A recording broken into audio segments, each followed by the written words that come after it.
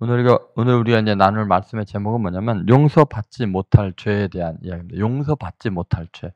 근데 성경을 여러분 쭉 읽다 보면은 베드로서도 그렇고 히브리서에도 그렇고 또 이 복음서에도 그렇고 용서받지 못할 죄가 몇 가지가 나오거든요. 뭐 하나님은 모든 죄를 다 용서하실 것 같은데 하나님도 용서할 수 없는 죄가 있다는 거예요. 그러니까 용서하고 싶어도 용서가 안 되는. 그러니까 시스템적으로 용서가 불가능한 죄가 있다는 겁니다. 그런 죄가 어떤 것인가를 우리가 이제 잘 생각해 봐야죠. 먼저 가장 심각하게 기본적으로 용서받지 못한 죄는 뭐냐면 주님의 십자가를 욕되게 하는 것이죠. 그러니까 예수 그리스도의 십자가의 죽으심, 그 구속의 사건을 경멸히 여기면은 그것은 이제 구원받을 길이 없습니다. 예를 들어서 그 히브리서 6장 4절부터서 6절에 있는 내용을 보시면 여러분이 굉장히 궁금해하는 내용이기도 하죠. 해석하기도 힘든 그런 내용이기도 합니다. 같이 읽어보겠습니다. 한 번 빛을 받고 하늘의 은사를 맛보고 성령에 참여한 바 되고 하나님의 선한 말씀과 내세의 능력을 맛보고도 타락한 자들은 다시 새롭게 하여 회개할 수 없나니 이는 그들이 하나님의 아들을 다시 십자가에 못 박아 드러내놓고 욕되게 함이라. 아멘. 여러분 이 구절을 읽으면 어떻게 좀 이해가 돼요? 아니 타락한 자들은 다시 새롭게 회개할 수 없다. 어때요? 하나님의 은사들을 맛보고 내세도 알고 성령에 참여한 바가 됐는데 타락한 자들은 다시 새롭게 해서 구원받을 수 없다는 거예요. 왜 그래요? 예수 그리스도를 다시 십자가에 못 박아 현재 욕보였기 때문이다. 이제 그런 이야기인데 이 해석이 이제 힘들고 어려운 이유가 뭐냐면요. 이 타락한 자들은 이 타락이 뭐를 말하느냐 때문에 이제 힘든 거죠. 그러니까 이 타락한 자들 이러면 우리는 그러잖아요. 자, 한번 빛을 받고 하나님의 은사를 맛보고 성령에 참여한다고 하나님의 선한 말씀과 내세 능력을 맛보았잖아요. 다 누릴 거 다 누렸잖아요. 그런데 타락한다고 할 때 우리 타락의 개념을 도덕적으로 윤리적으로 생각을 하거든요. 그래서 이렇게 예수님 만나고 뭐 회개해 놓고 예수님 영접해 놓고 그리고는 또 다른 죄를 지으면 다시는 새롭게 해서 회개케 할 수 없다 이렇게 생각을 하니까 어려워지는 거예요. 근데 여기서 이 타락한 자들이라는 말은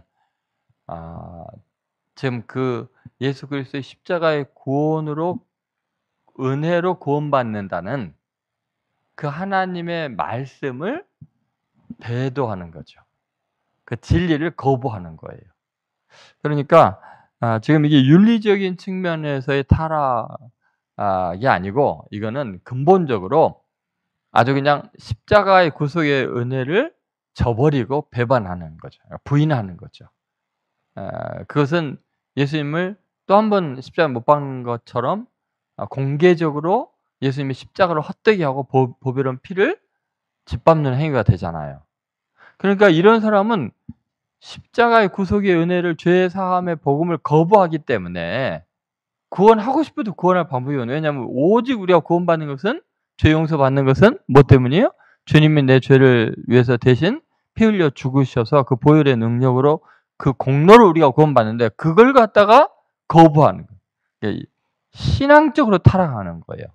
그러면 그 십자가를 부인해버리면 구원할 방법이 없는 거죠. 다른 이로서는 구원 얻을 방법이 없는 거죠. 이걸 잘 보여주는 것이 히브리서 10장 26절부터서 29절에도 있거든요.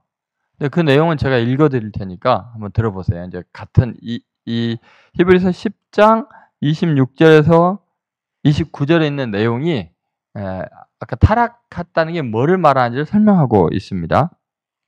우리가 진리를 아는 지식을 받은 후, 이게 뭐예요? 십자가의 구속의 은혜에 대한 진리죠. 후 짐짓 죄를 범한 즉 다시 속지 않은 제사가 없고 오직 무서운 마음으로 심판을 기다리는 것과 대적하는 자를 태울 맹렬한 불만이 있으리라. 자, 여기서 짐짓 죄를 범하는 게 어떤 것일까? 모세의 법을 폐한 자도 두세 증인으로 말미암아 불쌍히 영을 받지 못하고 죽었거든. 이건 이제 모세의 율법을 어긴 윤리적 도덕적인 어떤 그 죄겠죠. 그런데 하물며 하나님의 아들을 짓밟고 아까 말했던 그 짐짓 죄를 범하는 게 뭔지 그 내용이 여기 나오죠. 이게 뭐냐면 29절에 하물며 하나님의 아들을 짓밟고 자기를 거룩하게 한 언약의 피를 부정한 것으로 여기고 은혜의 성령을 욕되게 하는 자가 당연히 받을 형벌은 얼마나 더 무겁겠느냐 너희는 생각하라. 무슨 말인지 알겠죠? 그러니까 아까 짐짓 죄를 범한즉 다시 속죄하는 죄사가 없다는 게 뭐냐면 예수 그리스도의 십자가의 그 은혜를 전부 다 그 언약의 피를 다 부정한 것을 여기고 은혜의 성령을 욕되게 하는 것을 말하는 거예요. 그러니까 예수님을 십자가에 죽으신 그 사건을 그 아주 모독하고 그걸 거부하는 것이 짐짓 죄를 범한즉 다시 속죄하는 제사가 없다는 게 뭐냐면 다른 속죄의 방법이 없다 이런 거예요. 무슨 말씀인지 알겠죠? 그러니까 우리가 이제 용서받지 못하는 죄가 뭐냐면 십자가의 그 복음을 믿지 않는 겁니다. 그러면은 다시는 뭐 다른 방법으로 구원받을 길이 없으니까 용서를 못 받아. 그러니까 아무리 뭐 성령의 능력과 기적을 행하고 사울처럼 뭐 이상하게 반언하고 예언을 하고 굉장한 능력을 행해도 예수님이 십자가 죽으신 것을 믿지 않을 수 있거든요. 거부할 수 있거든요. 그래서 마태복음 7장 20절인가 뭐 거기 나오잖아요. 우리가 주여 주여 우리가 주의 이름으로 선지자 노릇하며 주의 이름으로 귀신을 쫓아내고 많은 능력을 행하지 않았나이까. 그런데 뭐라 그래요? 불법을 행한 자 내가 떠나라. 내가 너를 도무지 알지 못하노라 그러잖아요. 그러니까 주님의 십자가를 욕되게 하는 거. 그 보배로운 언약의 피를 거부하고 그런 것은 이제 용서받을 수 없는 죄다. 그것을 이야기를 하고 있는 걸 알 수 있어요. 그다음에 두 번째 이제 용서받을 수 없는 죄가 있는데 그것은 예수 믿게 하는 성령을 모독하는 거죠. 성령을 회방하는 죄는 용서받을 수 없다고 우리가 많이 들었죠. 예를 들면 누가복음 12장 10절에 보면 이런 말씀이 있습니다. 자, 같이 읽겠습니다. 누구든지 말로 인자를 거역하면 사하심을 받으려니와 성령을 모독하는 자는 사하심을 받지 못하리라. 아멘. 자, 왜 예수님을 우리가 말로 막 거역하면 사하심을 받으려니와 성령을 모독하는 자는 사하심을 못 받는다. 왜 이렇게 나올까요? 여러분 성령님이 하시는 일이 뭐예요? 예수님을 만나게 하는 거예요. 믿게 하는 거예요. 예수님을 알려주는 거예요.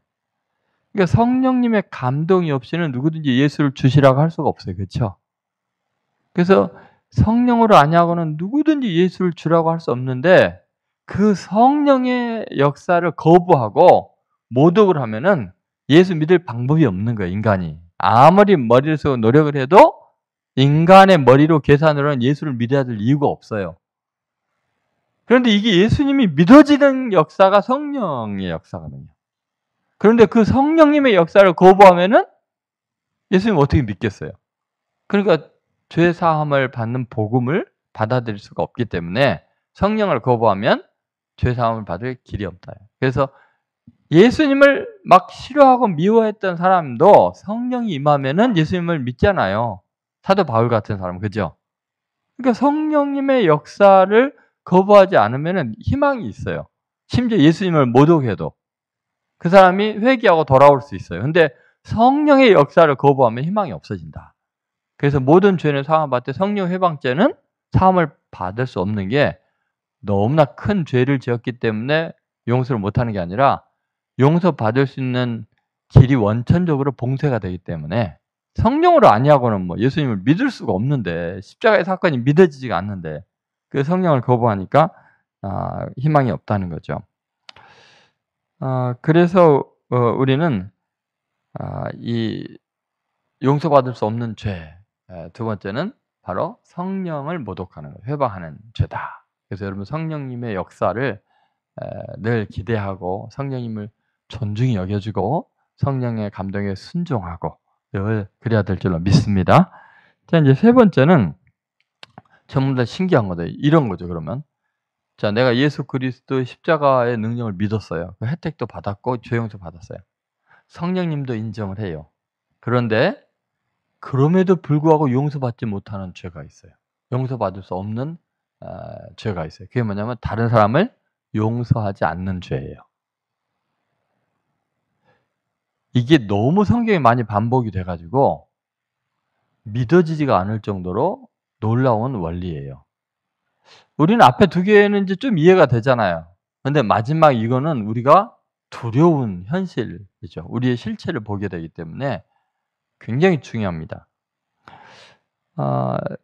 용서의 시스템을 거부한 죄. 내가 구원받은 것은요, 내가 구원받을 만한 자격이 있기 때문에 아니듯이 내가 조용서 받은 것도, 죄를 용서받는 것도 내가 용서받을 만한 자격이 있어서 용서받은 거 아니에요. 그죠? 눈꽃만큼도 죄 용서받을 자격이 없는데 하나님이 불쌍히 여겨서 전적인 긍휼로 우리가 죄 용서받은 거예요. 여러분 믿습니까? 이게 이제 다른 종교랑 다른 거예요. 여러분 믿습니까? 우리 그리스도인들은요, 내가 죄 용서받은 것은 내가 뭐 회개했기 때문에 용서받거나 뭐 선행을 많이 했기 때문에 남보다 예배를 열심히 드렸기 때문에 그래서 용서받은 거예요? 여러분이 회개했기 때문에 용서받는 거예요? 아니에요.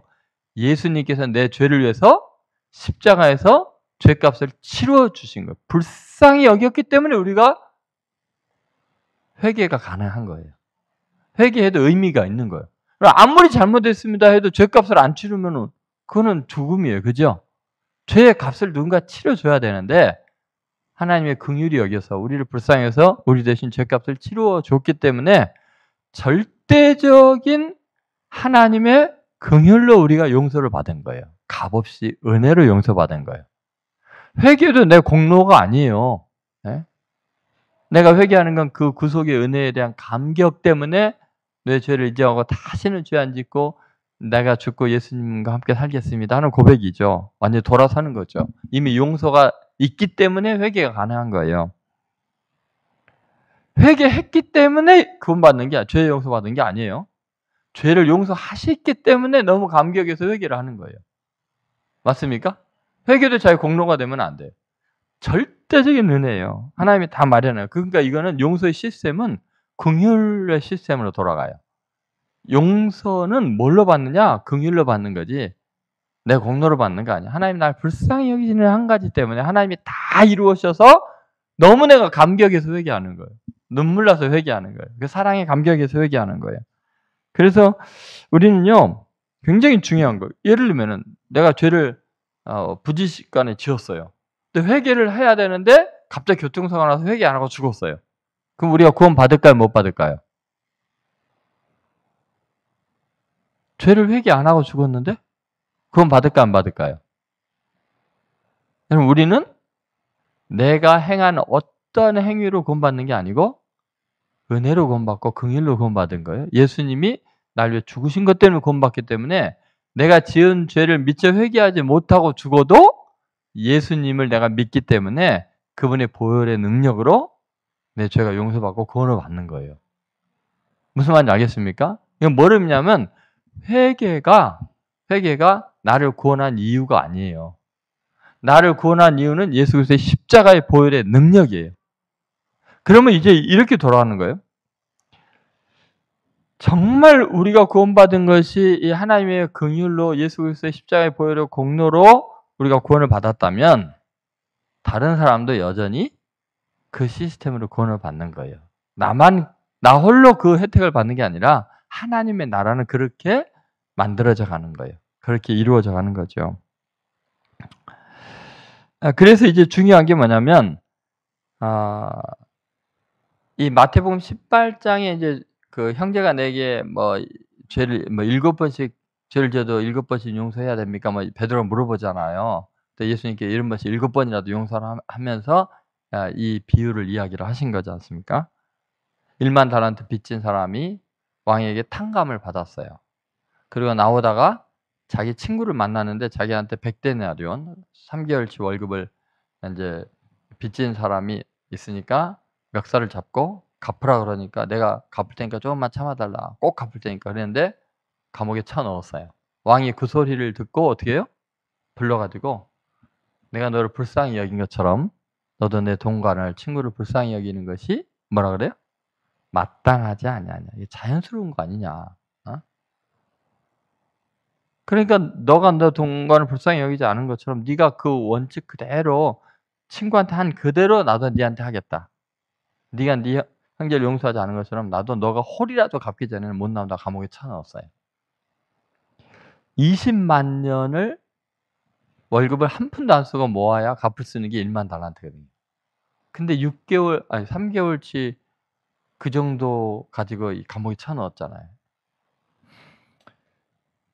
여러분 우리가 중요하게 여기는 게 뭐냐면 이 사람에 대해서 악한 종이라고 말해요. 악한 종. 그리고 33절에서 이런 이야기를 합니다.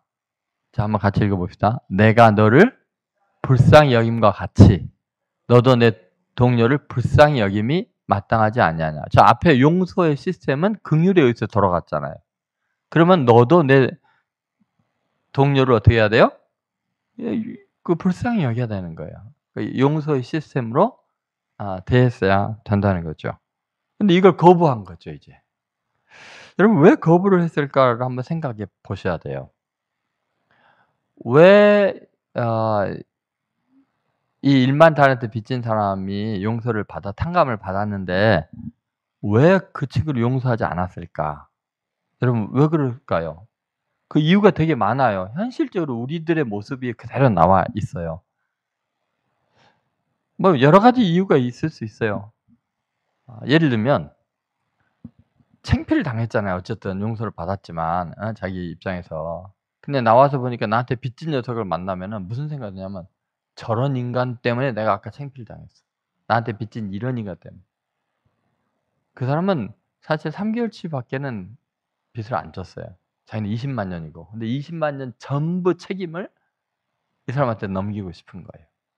내가 이런 비극을 겪고 내가 이런 아픔을 겪고 내 삶이 이렇게 피곤하고 힘든 것은 저런 인간들 때문에 내가 이렇게 돼서 하니까 용서가 안 되는 거예요. 근데 사실 그 인간 때문이에요? 아니에요. 자기가 잘못한 건 훨씬 많아요. 그죠? 이 사람이 나한테 아픔을 준 건 작은 거예요. 근데 내 모든 아픔의 원인이 저런 인간 때문이라 생각하면 용서가 안 되는 거예요. 그러니까 여러분 가만히 생각해 보세요. 누군가가 미워질 때 내가 어려움을 겪고 고통을 겪어야 될 때 과연 어떤 사람에게 핑계를 대고 있는가? 과연 그 사람이 나에게 행한 그것 때문에 내가 오늘 이 모든 고통을 그 사람에게 전가할 수 있을까? 그렇지 않거든요. 사실은 내가 지은 죄가 더 많거든요. 근데 아주 기회를 잡은 거죠. 너 같은 인간 때문에 내가 이렇게 됐어. 이렇게 하는 거예요. 그게 인간들의 그 죄악된 모습이에요. 또 왜 그랬을까요? 이런 것도 있죠. 사람들 앞에 창피를 당했으니까 탕감을 받았지만 자기에게 잘못한 사람을 만나면요. 사람들 앞에 자기보다 못된 사람이 있다는 걸 알리고 싶은 거예요. 그래서 나한테 잘못한 이걸 빌미로 해서 나보다 더 나쁜 놈이 있습니다라는 걸 알려야 되기 때문에 감옥에 쳐넣은 거예요. 기어이. 근데 여러분 보세요. 이 항목에서는 나한테 잘못했어요. 근데 하나님 보시기에는 이 사람은 20만 년 빚이 졌는지 안 졌는지 몰라요. 근데 나는 20만 년의 빚이 있잖아요. 근데 이 사람은 나한테 3개월치밖에 없잖아요. 그럼 하나님 보시기에 누가 더 나쁜 놈이에요? 보세요. 나에게 잘못한 사람이 나보다 악한 사람이라는 보장이 없어요. 우리가 뭘 착각하냐면 나에게 악한 사람은 모든 면에서 나보다 뒤진 사람, 악한 사람인 걸로 착각을 해요. 그래서 우리가 아주 모질게 돼요. 내가 더 잘났다는 걸 과시하고 싶은 거예요. 이 사람, 나보다 못난 사람도 있다는 걸 알리기 위해서 용서를 안 하는 거예요. 그런데 하나님 보시기에 가스럽죠. 야, 그 사람이 네한테 잘못했다고 너보다 더 악한 사람 아니다. 너한테는 잘못한 게 있지만 전체적인 삶을 보면 너보다 훨씬 더 의롭다. 네가 훨씬 악한 놈이야. 여러분 우리는요. 나한테 잘못한 사람에 대한 빌미를 하나를 가지고 그 사람 전생애를 다 악하게 몰아가고 용서를 못하고 전면 부정. 저런 인간은 없어야 돼. 근데 그거는 당신에게만 잘못한 거예요. 그 사람 자식에게, 남편에게, 부모에게는 얼마나 극진한 사랑을 하고 얼마나 희생적으로 사는지 여러분 몰라요. 또 그 누군가에게는 얼마나 많은 선을 베풀었는지 몰라요. 나한테만 잘못한 거가 있을 뿐이에요. 근데 우리는 내가 죄인이라는 것을 가리기 위해서 다른 사람을 더 악한 사람으로 만들려는 성향이 있어요. 이런 것들이 문제예요. 근데 여러분, 이 사람이 절대로 용서를 받지 못하는 이유가 있어요. 더 근본적으로 용서를 하지 못하는 이유가 뭘까요? 왜 300년 빚진 사람이 용서를 못했을까요? 사실 이 사람은 1만 다날라트 빚을 탕감받은 것을 인정하지 않고 있거든요. 여러분, 이 사람이 뭐라 그러냐면요. 내가 너를 불쌍히 여기서 다 네 빚을 탕감해 주겠다. 이제 그렇게 이야기를 하시잖아요. 갚아라 그랬더니 이 사람이 뭐라 그래요? 내가 다 갚으리이다. 왕은 다 용서해 줬는데 이 사람은 뭐예요? 내가 다 갚으리이다. 탕감 받았어요? 안 받아들였어요? 안 받아들였어요? 안 받아들였어요. 다시 말해서 왕은 용서를 했는데 그 용서를 이 사람은 받아들이질 않았어요. 내가 언젠가 다 갚을 거야. 주제 파악 못하는 거야. 자기 수준을 모르고 자기 죄가 얼마나 큰지를 몰라요. 그러니까 이 사람은 용서를 받았는데 용서받은 감격이 없어요. 진짜 내가 하나님께 20만 년의 그 월급에 정도 해당하는 그 어마어마한 빚을 탕감받은 감격이 있고 그걸 믿었다면 아멘. 그래 지금부터 나는 제로입니다. 이제 아무 빚이 없습니다. 무거운 짐도 없습니다 하면은 3개월치 자기한테 임금 밀린 사람 이 사람 어때요? 그냥 거저 용서할 거래요.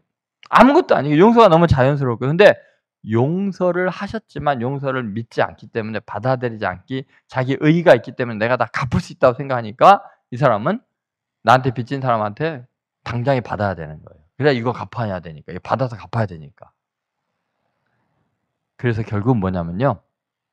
이 사람이 용서의 시스템 속에 들어가 있지 않은 거예요. 하나님의 긍휼을 받아들이지 않았기 때문에 자기도 긍휼을 베풀 수가 없어요. 그래서 그렇게 말했던 거죠. 아까 33절이었나요? 내가 너를 불쌍히 여긴 것 같이 너도 내 동관을 불쌍히 여기는 것이 뭐예요? 그 다음 단어가 뭐예요? 마땅하지 아니하네. 무슨 말이에요? 자연스러워야 된다. 그러니까 내가 너를 불쌍히 여김 같이 이걸 진짜 네가 믿었으면 너도 내 동료를 불쌍히 여기는 게 자연스럽다.